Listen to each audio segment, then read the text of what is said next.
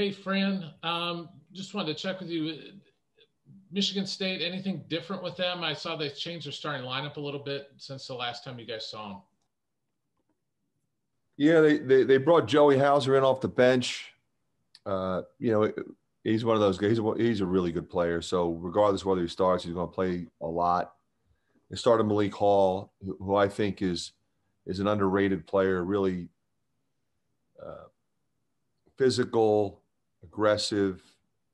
Uh, you know, uh, Sort of typifies that program. So they started him. But I mean, it's Langford and Henry, I think, to start off with. We know that. But I think Bingham is trending upward. I think Marble's playing well. Rocket Watts, I think, is playing well. They've got a lot of different players performing well in different roles. And Tom's going to play 12 guys. So, who starts really is kind of irrelevant to me. He's going to play all those guys. John? You've talked about this a little bit during the year about playing road games with no fans there. This has always been a tough place to play, and there's nobody going to be there. And what do you think? What has this atmosphere been like on the road? No different than what you see at home. I mean, there's obviously other factors that favor the home team. You don't have to travel. You're used to the surroundings. I mean, there's inherent advantages to being at home. But, what I've been impressed with is, I think the games have been really good. I think we all wondered, when the NBA came back with no fans, would the games be good? Would they be the same? And I think they were. And I think our games have been really good. Teams are competing. I think you're seeing both benches way more involved than they ever were in terms of enthusiasm. And I don't think that's a bad thing either. Don? Yeah, Fran, you mentioned Aaron Henry, and he played really well against you guys the first time, and it looks like he's continued to play well. Have you kind of seen him emerge just within this season and things you've seen? I think, Don, they sort of expected that from him. And I think he expected it of himself. Okay, Cassius went pro, Xavier Tillman went pro. Okay, it's going to be his team and it's going to be Langford's team. And that's what it's become. He has a game. He's got an in-between game. He can shoot the three. He can drive the ball. He defends. He gives it up easy. He can play guard. He can play forward. And so you're seeing a guy play with a lot of confidence, and I think Tom has encouraged him to kind of be that guy as well. Mike? Fran, I believe you lead the nation in fewest turnovers per offensive play. And given the style of play you play, I think that makes that statistic more striking. What do you attribute that to? I think a couple things, Mike. I think the guys know and understand what the importance of that is. They have the ability to move it where they want to. But I think it's really the character of the roster. Sharing the ball, moving the ball. But then at the same time, we're playing fast, which is kind of another point you made. So sometimes when you play fast, you tend to be a little bit hurried and you drive into areas where there's no space and you throw it ahead over top of somebody's head. You throw a crazy alley-oop pass. We're not playing that way. We're playing fast, but we're under control. And we'll shoot it 3 seconds into the shot clock, or we'll shoot it 29 seconds into the shot clock. And having a group that understands the difference and the importance of it is critical, especially as it relates to, our desire to get shots for our shooters and get the ball into Luka. I think we've done a good job of understanding we've got to do both. And we've done that. But the other thing is, all of our guys can handle the ball, pass the ball, and they're willing passers. So sometimes your turnovers come from your bench guys. Sometimes they come from a particular player, but all of our guys can dribble and pass and enjoy that part of the game. Tom.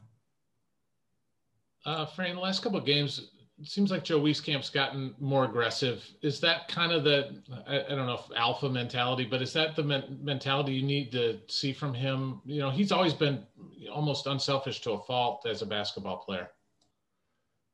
Yeah, we've always encouraged him to go when he wants to, not to be worried about it in any way. Like, coach is going to tell me I should be more conservative, or I should have made an extra pass, or I should have done. No, I don't want him thinking that way. I just want him to go, attack, give it up when he has to, but he's got the freedom to shoot the ball.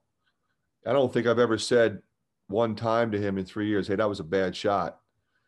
I want him to have that old mentality. It was a good shot because I took it, and be aggressive putting it on the deck. I think you've seen a guy who is consistently improved in that area. So I would like to see him drive the ball even more, get to the free throw line even more.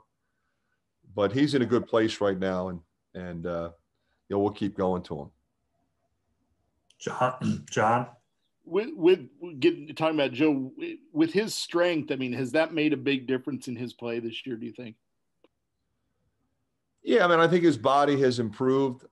I think it's a combination. He's been through it 2 years. Now he's in year 3. He really worked on his body, but he worked on his game. I think the fact he's a little bit stronger is important, but I think he's worked on his game, and he hasn't had many off games. And if he has one, he bounces right back. It doesn't linger on him at all.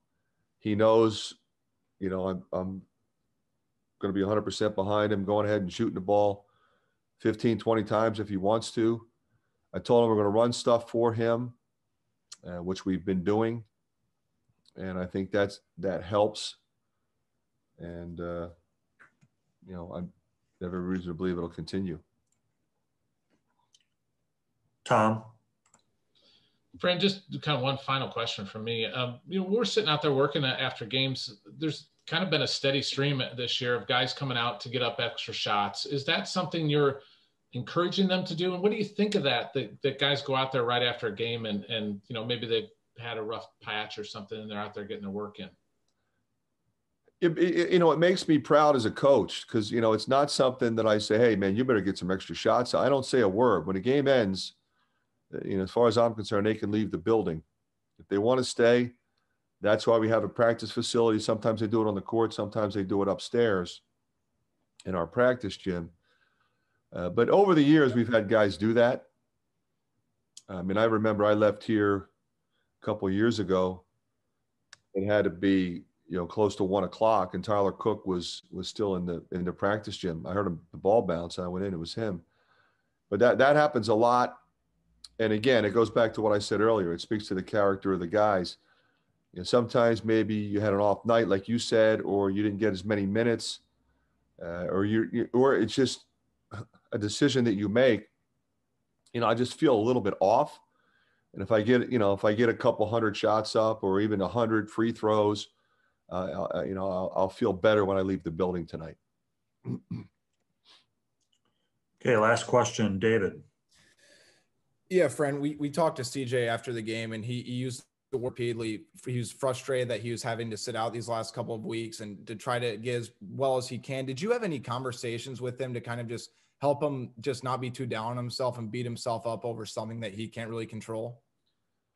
Yeah, I think I did, and I think it was important, to know that he has my full support, and to in no way feel pressure to hurry back. He has to work directly with our medical staff, starting with Brad Floyd. I know he's a tough kid. I love him. He knows we need him. He knows how critical he is. But if he's out there limping, then it doesn't do anybody any good. So I wanted to make sure he didn't feel pressure to come back to help our team, especially when we had a couple losses. Sometimes you say, oh, I got to get back, and you got to get back when you're ready to come back. And he's got my full support in that process. So, for example, he felt like he maybe could have gone a few minutes against Indiana, but he just didn't feel like he was in a good place. So you got to be in a good place physically. You got to be in a good place from a basketball perspective. He hadn't been practicing. He hadn't been playing. So I'm just going to show up at Assembly Hall and go out there and see what happens. He's like, I need to get some more time. So he worked out down there, and he practiced Monday, and he did a little bit on Tuesday, so he was able to play Wednesday. So, we'll probably manage him that way the rest of the year, and hopefully he'll be able to play in all the games, but he might not. And if he can't, he can't, and next man up. And we'll get him right for the next one after that. So that's how it's pretty much going to be. Okay, Coach. Thanks for your time.